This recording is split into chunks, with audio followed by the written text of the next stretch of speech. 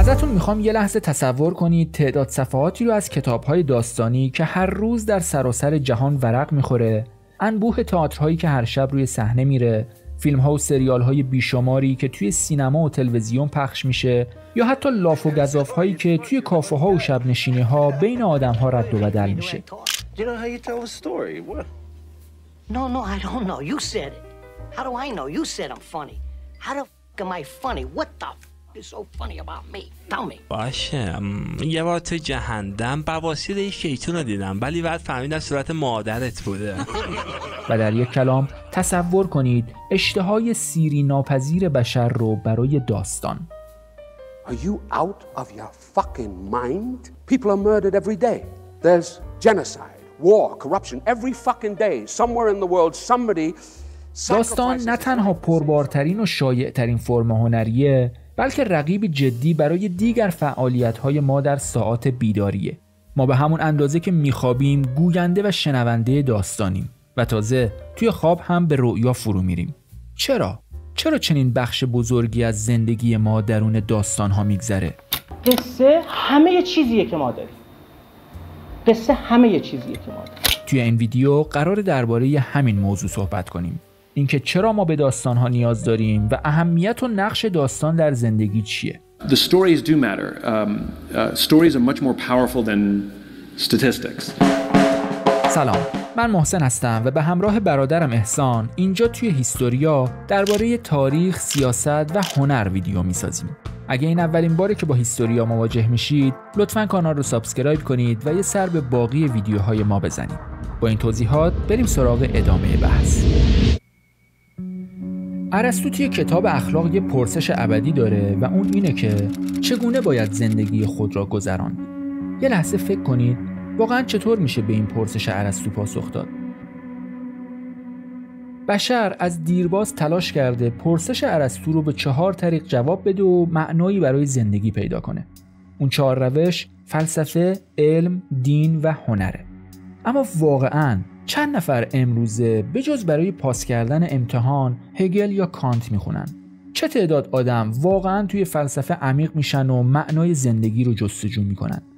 علم چی؟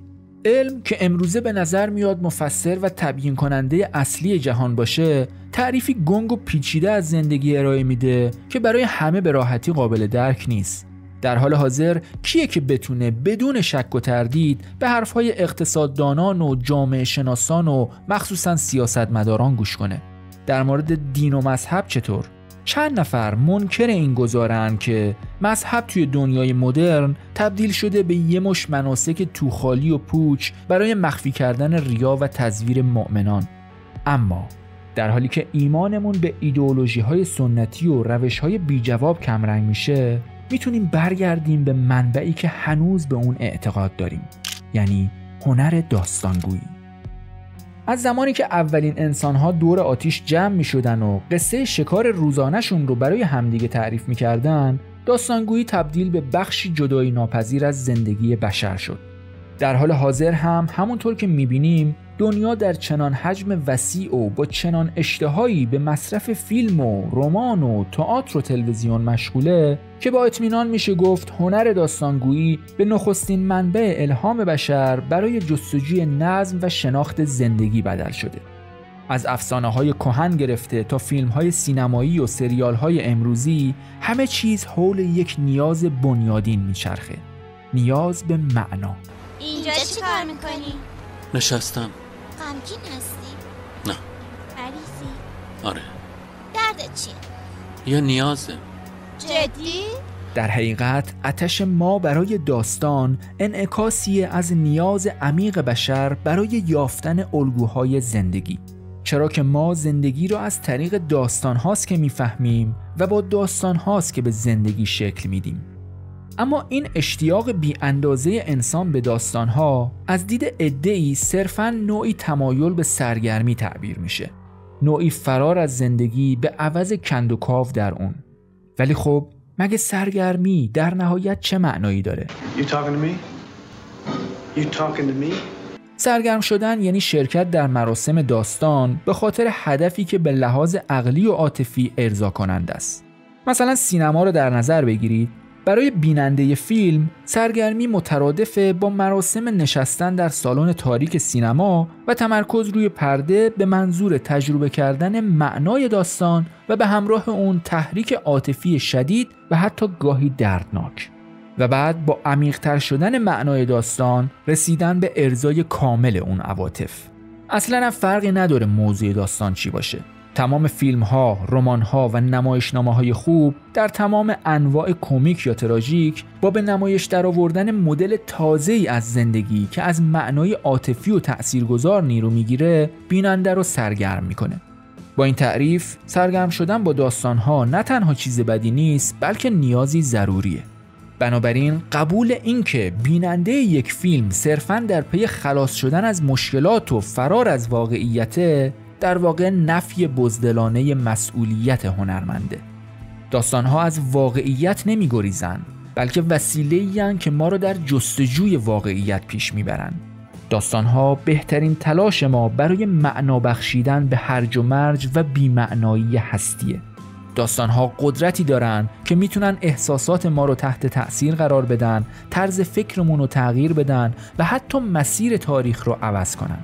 در ادامه به چند تا از کارکردهای اساسی داستان در زندگی اشاره می‌کنیم.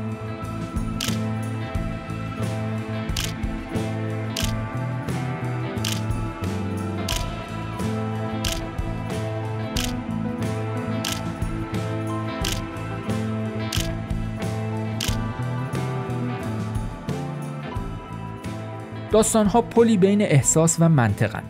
ما آدم‌ها برای درک جهان به دو ابزار اصلی تکیه می‌کنیم: احساس و منطق. داده‌ها، آمارها و استدلال‌های منطقی میتونن به ما اطلاعات بدن، اما این داستان‌ها هستند که این اطلاعات رو برامون معنادار می‌کنن. به همین دلیل یه سخنرانی پر از اعداد و ارقام ممکنه فراموش بشه، اما یک روایت جذاب حتی تا سالها بعد در ذهن باقی میمونه. داستان‌ها ما رو به دنیاهای دیگه میبرن. وقتی یک کتاب میخونیم یا یک فیلم میبینیم، وارد دنیای جدیدی میشیم. ما میتونیم با یک جنگجوی قرون وسطایی، یک فضانورد در آینده یا یک هنرمند فقیر در پاریس همراه بشیم. این تجربه غوطه‌ور شدن در داستان باعث میشه برای لحظاتی از واقعیت روزمره فاصله بگیریم، اما در عین حال درک بهتری از واقعیت خودمون و جهان پیدا میکنیم. داستان‌ها همدلی رو تقویت میکنن.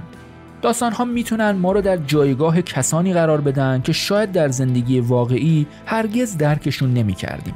یک رمان درباره زندگی یک مهاجر، یک فیلم درباره جنگ یا یک نمایشنامه درباره تنهایی میتونه باعث بشه که ما دنیای اطرافمون رو از زاویه‌ای جدید ببینیم و این همون چیزیه که روانشناس‌ها بهش میگن گسترش دایره همدلی، یعنی توانایی درک و احساس رنج و شادی دیگران حتی اگه هیچ وقت در موقعیت اونا نبوده باشیم. داستان‌ها تاریخ رو زنده نگه می‌دارن. اگه تاریخ رو فقط یک لیست خشک از وقایع و روزهای توی تقویم بدونیم، خیلی زود فراموش میشه. اما وقتی تاریخ در قالب داستان روایت بشه، زنده و ملموس میشه. وقتی درباره یک شخصیت تاریخی فیلمی تماشا می‌کنیم یا خاطرات یک سرباز جنگی رو می‌خونیم، اون وقایع برای ما حس‌پذیر و واقعی میشن. اینجاست که تاریخ دیگه فقط گذشته تموم شده نیست، بلکه بخشی از هویت و تجربه انسانی ما میشه. شما دمار از روزگار ما در آورده اید. فرق من و تو یک شمشیر است که تو بر کمر بسته ای. زبانت ببرد. داستان‌ها میتونن جامعه رو تغییر بدن. جالبه که بدونید خیلی از جنبش‌های مهم اجتماعی از طریق داستان‌ها قدرت گرفتن.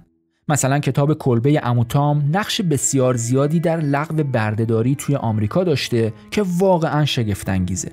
خیلی دوست دارم بعداً توی یک ویدیوی کوتاه درباره تأثیر عمیق این کتاب صحبت کنم تا متوجه بشید واقعاً یک کتاب داستانی چطوری جامعه آمریکا رو در اون مقطع دگرگون کرد. یا مثلا کتاب 1984 جورج اورول که خیلی هم معروف و احتمالاً خونده باشید، یکی دیگه از اون کتاباست که قدرت داستان در تغییر نگرش‌ها و حتی سیاست‌ها رو به خوبی نشون میده. علاوه بر این، فیلم‌ها و سریال‌ها هم نقش مهمی در شکل دادن به طرز فکر مردم دارن. مثلا فیلم ماتریکس رو در نظر بگیرید. شاید در نگاه اول یه فیلم اکشن علمی تخیلی ساده به نظر برسه، اما این فیلم تأثیر بسیار زیادی در تغییر نگاه مردم به ماهیت واقعیت و مسئله کنترل در جامعه مدرن داشته. یا مثلا فیلم فیلادلفیا با بازی درخشان تام هنگس نقش بسزایی در تغییر نگرش عمومی نسبت به بیماران مبتلا به ایدز داشته و کلاً آگاهی مردم رو نسبت به این بیماری بالا برده. از اینکه بگذریم، داستان‌ها کمک می‌کنن تا ما خودمون رو بهتر بشناسیم. خیلی وقتا یه شخصیت داستانی میتونه احساسات، ترس‌ها و امیدهای ما رو بهتر از خودمون توصیف کنه.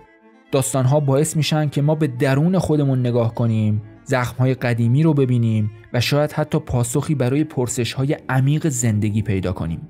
به همین دلیله که وقتی یه فیلم یا کتاب تأثیر عمیقی بر ما میذاره، حس می‌کنیم که انگار بخشی از وجودمون رو کشف کردیم.